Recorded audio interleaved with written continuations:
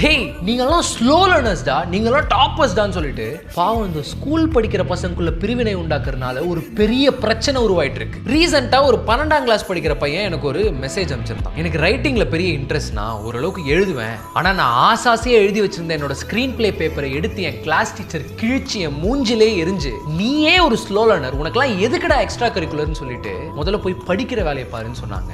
அதே மாதிரி நான் ஸ்லோ லேர்னர் பேட்ச்ல வேற இருக்கேன். நான் அங்க இருக்கவே ரொம்ப அசிங்கமா இருக்கு. மத்த பசங்களை கம்பேர் பண்ணும்போது எங்களை ரொம்ப மட்டமா ட்ரீட் பண்றாங்க. இதனாலேயே நான் எழுதுறதே விட்டுட்டேன் நான் சொல்றேன். அதாவது சமத்துவம் கற்பிக்க வேண்டிய ஸ்கூல்ல போய் டாப்பர் நான் மேல, ஸ்லோ லேர்னர் நான் கீழன்ற பாகுபாடு எடுத்துட்டு வருது மட்டும் இல்லாம அந்த 5 சப்ஜெக்ட்ஸ்ல எடுக்கிற மார்க்கை மட்டுமே ஒரு கிரைட்டீரியாவை வச்சு ஒருத்தரை முட்டாள் அறிவாளின்னு பிரிக்கிறீங்க. நீங்க பேட்ச் போட்டு அவங்களுக்கு ஏத்த மாதிரி சொல்லி கொடுக்கறதுலாம் எங்களுக்கு எந்த பிரச்சனையும் கிடையாது. ஆனா அப்படி பண்ணும்போது எந்த தேவையும் இல்லாம ஒருத்தரை சுப்பீரியராகவும் இன்னொருத்தரை இன்ஃபீரியராகவும் ஃபீல் பண்ண வச்சு அது ரொம்ப உளவியல் பூர்வமா சைக்காலஜிக்கலா அவங்க மனசுல ஆழமா விதைச்சு அவங்களுக்கு வேற எந்த திறமையுமே இல்லாத மாதிரி அவங்களோட கான்ஃபிடன்ஸை மொத்தமா உடைக்கிறீங்கல்ல, அதுதான் பிரச்சனை. அண்ட் இதை பத்தின உங்களோட ஹானஸ்டான ஒப்பீனியனை மறக்காம கமெண்ட் செக்ஷன்ல சொல்லுங்க.